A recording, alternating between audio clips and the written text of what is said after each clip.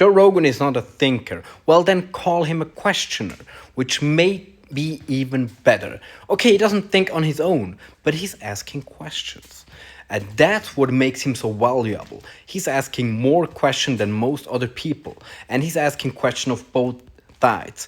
What I see, especially in America, it's very obvious because you guys have just two parties.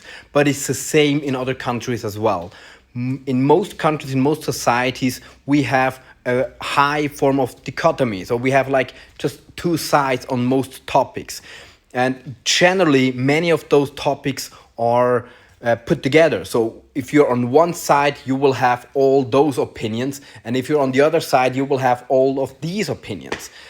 And in most cases, that's bad. That's bad. In most cases, on most of those topics, there should be a differentiated opinion where of both of the sides have some good arguments, and you will need to find your standpoint somewhere in between. It's not a binary opinion. Like, it's not just pro-vax or anti-vax. You can be for some vaccinations and against others. That's absolutely possible and maybe should be the case.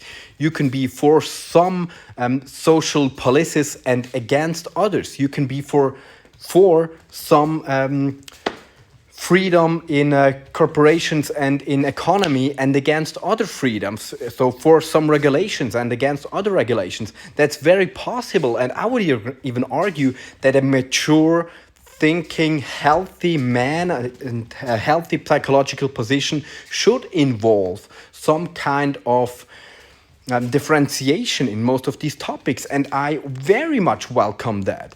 It's very unhealthy that most people today just think that people with a different opinion are stupid and evil and conspiracy theorists or sheeples or whatever that stuff.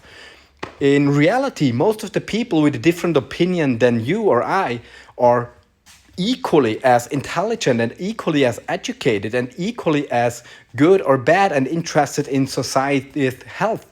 They just value different things a bit higher or a bit lower than we do.